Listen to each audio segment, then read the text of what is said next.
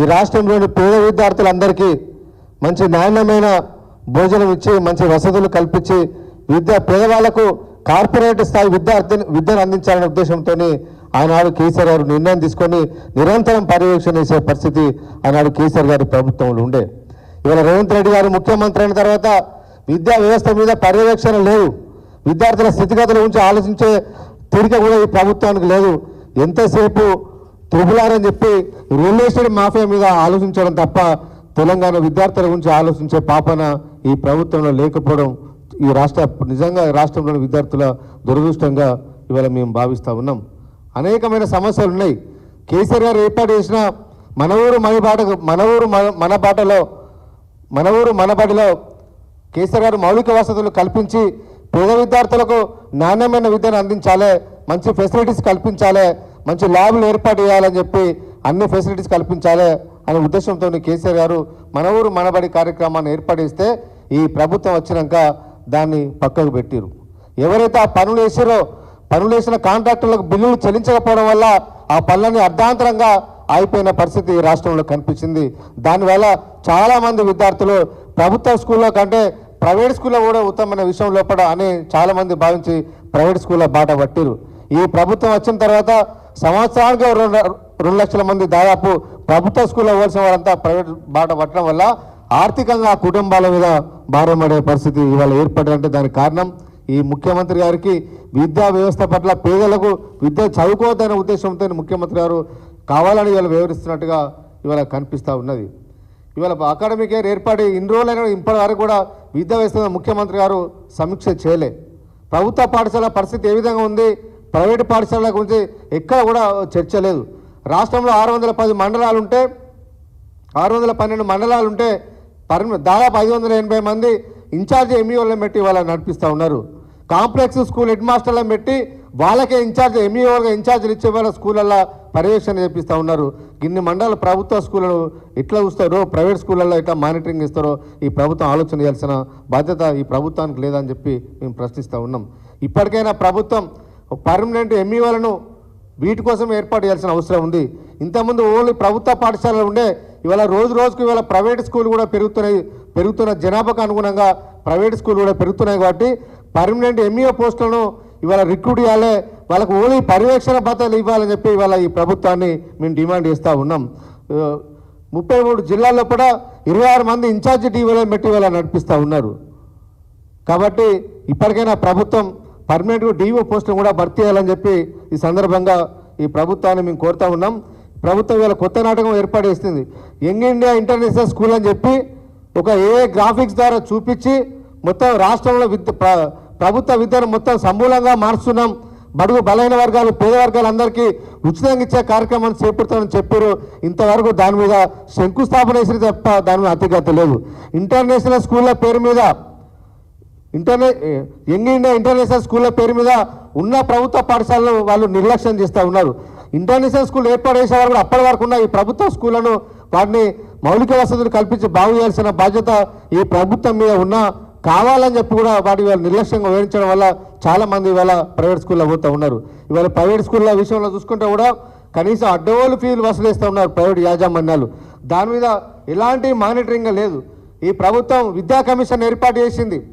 ఆకునూరు మురళి గారి ఆధ్వర్యంలో విద్యా కమిషన్ ఏర్పాటు చేసి ఫీజుల నియంత్రణ చేపడతామని చెప్పి దానికోసం ఒక ముసాయిదా బిల్లును తయారు చేసి ఆ విద్యా కమిషన్ 24 జనవరి 2025లో ప్రభుత్వానికి పంపిస్తే ఇంతవరకు ఆ ముసాయిదా బిల్లు మీద ఈ ప్రభుత్వంలో ఒక చలనం మీద ఒక చర్చ లేదు. దీనివల్ల చాలామంది మేధావులందరూ కూడా అందరూ ఇలా ప్రశ్నిస్తూ ఉన్నారు. కాబట్టి ప్రభుత్వానికి చిత్తశుద్ధి ఉంటే ఇప్పటికైనా ముసాయిదా బిల్లును ప్రవేశపెట్టి ఫీజుల నియంత్రణ చట్టాన్ని తీసుకురాని చెప్పి ప్రభుత్వాన్ని మేము డిమాండ్ చేస్తున్నాం. ఒక్కొక్క స్కూళ్ళలో మినిమం 30,000 నుంచి మొదలుకుంటే ఇవాళ జిల్లా స్థాయిలో చూసుకుంటే 30,000 నుంచి మొదలుకుంటే ₹1,00,000 1,20,000 వరకు అక్కడ వసూలిస్తూ ఉన్నారు. ఇవాళ హైదరాబాద్ లాంటి పట్టణాల్లో మినిమం ₹1,00,000 నుంచి మొదలుకుంటే 3 లక్షలు 5 లక్షల వరకు కూడా కొన్ని స్కూళ్ళలో ఇవాళ వసూలిస్తున్నారు. దాని మీద నియంత్రణ కోసం ఈ ప్రభుత్వం ఇలాంటి కార్యక్రమం చేపట్టకపోవడం వల్ల చాలామంది చదివిపోవాలనుకున్న వాళ్ళు ఇవాళ భయపడుతూ ఉన్నారు. ప్రభుత్వ స్కూల్లో పోవాలంటేనో ప్రభుత్వ స్కూల్లో ఫెసిలిటీస్ బాగాలేవు, ఇన్ఫ్రాస్ట్రక్చర్ డెవలప్మెంట్ లేదు, ఫుల్ టైం టీచర్ లేరు, ఓ పీఈటీ లేరు. ప్రైవేట్ స్కూల్లో పోదామంటే ఆర్థిక భారంతో చాలామంది ఇవాళ సతమతం అవుతూ ఇవాళ అప్పుల పాలయ్యే పరిస్థితి ఇవాళ రాష్ట్రంలో కనిపిస్తున్నది. కాబట్టి ఈ ప్రభుత్వానికి చిత్తశుద్ధి ఉంటే ఇప్పటికైనా ఈ ఫీజుల నియంత్రణ ముసాయి బిల్లు చట్టాన్ని అసెంబ్లీని ఏర్పడేసి చట్టాన్ని ఆమోదించి సరైన తక్కువ ధరలో తక్కువ ఫీజులతోని ఒక చట్టం తీసుకురావాలని చెప్పి ప్రభుత్వాన్ని డిమాండ్ చేస్తూ ఉన్నాం. ఇప్పుడు ఈ ప్రభుత్వం అకాడమీ ఇక్కడ స్టార్ట్ అయినా ఇప్పటివరకు ప్రభుత్వంలో చెల్లడం లేదు. రేపటి నుంచి మా విద్యార్థి విభాగం ఆధ్వర్యంలో బీఆర్ఎస్ ఆధ్వర్యంలో రాష్ట్రంలోని ప్రతి మండల కేంద్రంలో ఉన్న ప్రతి సమస్యలు, విద్యార్థుల సమస్యలు, స్కూళ్ళ సమస్యలు కానీ, ప్రైవేట్ స్కూళ్ళ కానీ, ప్రభుత్వ స్కూల్లో ఉన్న సమస్యలన్నీ కూడా ఎంఈఓల దృష్టికి తీసుకెళ్లడానికి బీఆర్ఎస్ బడిబాట కార్యక్రమాన్ని మేము చేపట్టడం జరిగింది. రేపటి నుంచి 30 తారీఖు వరకు, 20 తారీఖు నుంచి 30 తారీఖు వరకు బీఆర్ఎస్ బడిబాట కార్యక్రమాన్ని తీసుకోవడం జరిగింది. దీనిలో అన్ని సమస్యలను తీసుకొని ఎంఈఓలకు వినతి పత్రం ఇస్తాం. తర్వాత జిల్లా స్థాయిలో కూడా డిఓలకు కూడా వినతి పత్రం ఇస్తాం. ఈ ప్రభుత్వం కనుక ఈ సమస్యల పరిష్కారం కోసం కృషి చేయకపోతే ఖచ్చితంగా బీఆర్ఎస్ ఆధ్వర్యంలో రాష్ట్ర స్థాయిలో మేము పోరాటం చేస్తామని చెప్పి ఈ ప్రభుత్వాన్ని హెచ్చరిస్తూ ఉన్నాం. ఇవాళ స్కూళ్ళు కూడా బస్సులు కూడా ఇవాళ ఉచిత బస్సును పెట్టారు. ఉచిత బస్సులు పెట్టడం వల్ల చాలామంది మహిళలు ఉచిత బస్సులో పోతూ ఉన్నారు. కానీ స్కూల్కి వెళ్ళే విద్యార్థులకు బస్సులు సరిపోక చాలా ఇబ్బంది గురవుతున్నారు. కాబట్టి స్పెషల్ బస్సులు విద్యార్థుల కోసం ఎక్కడైతే రద్దీ ఉన్న ప్రాంతాల లోపల స్పెషల్ బస్సులు నడపాలని చెప్పి ఈ ప్రభుత్వాన్ని మేము డిమాండ్ చేస్తూ ఉన్నాం. ఇవాళ ప్రభుత్వం కూడా రీసెంట్గా కోచింగ్ సెంటర్లు గవర్నమెంట్ స్కూళ్ళ లోపల జేఈ లాంటి కోర్సులు, నీట్ లాంటి కోర్సులు కూడా మీకు కోచింగ్ ఇస్తామని చెప్పి ఒక 6 ఎన్జిఓలతో ఒప్పందం చేసుకున్నారు. అసలు ఒక ఎన్జిఓలను ఐడెంటిఫై చేయాలంటే వాళ్ళకున్న ఇన్ఫ్రాస్ట్రక్చర్ ఎంత, వాళ్ళకున్న బడ్జెట్ ఎంత, వాళ్ళకున్న నెట్వర్క్ ఎంత, ఎంప్లాయీస్ ఎంత, స్టాఫ్ ఎంత, అవన్నీ చూడాల్సిన బాధ్యత ఈ ప్రభుత్వం మీద ఉన్నది. కానీ ఏదో ఒక నామమాత్రంగా తూతు మంత్రంగా ఏదో కొత్తగా మార్పులు తీసుకొస్తామని చెప్పి చెప్పడానికి ఎన్జిఓలతోని ఇవాళ ఒప్పందం చేసుకోవడం చాలా తప్పు. ఉన్న స్కూళ్ళకు ఉన్న టీచర్లకు మంచి ట్రైనింగ్ ఇచ్చి వాళ్ళతోనే పిల్లలకు మంచి ట్రైనింగ్ ఇచ్చే కార్యక్రమం ఈ ప్రభుత్వం చేయాల్సింది పోయి ఇవాళ ఒప్పందాల పేరు మీద ప్రభుత్వం ఇవాళ చేతులు దుప్పుకున్నట్టుగా ఇవాళ కనిపిస్తూ ఉన్నది.